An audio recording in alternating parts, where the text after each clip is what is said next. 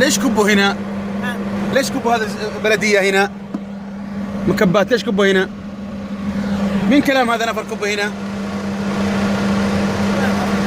ها؟ طيب شوي.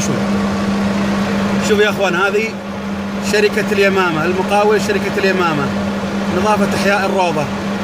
شوف كيف يسوون هنا، يجون يكبون الوسخات، الله يكرمكم ويعزكم، النفايات هنا جنب في الارض هذه. الارض هذه متنفس لشرق لسكان شرق الرياض. المشكلة يا اخوان شوفوا كيف، شوف سيارات البلدية اللي هو المقاول هذا كيف تكب النفايات، عينك. لا وعاد المشكلة الأدهى والأمر وش هي؟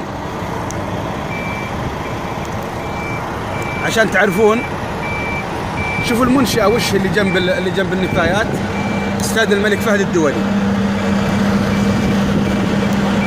يعني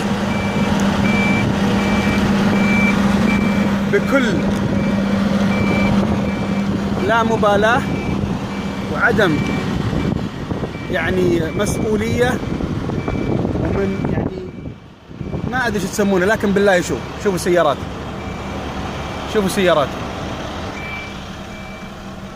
شوفوا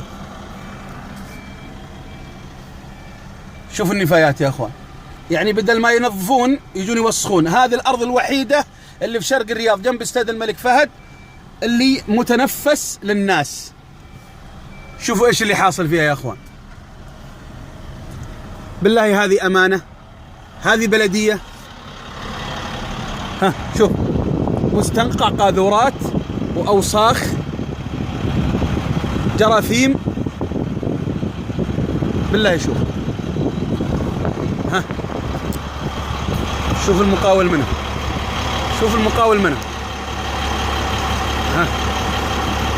المقاول، شوف يكبون وساختهم، عينك.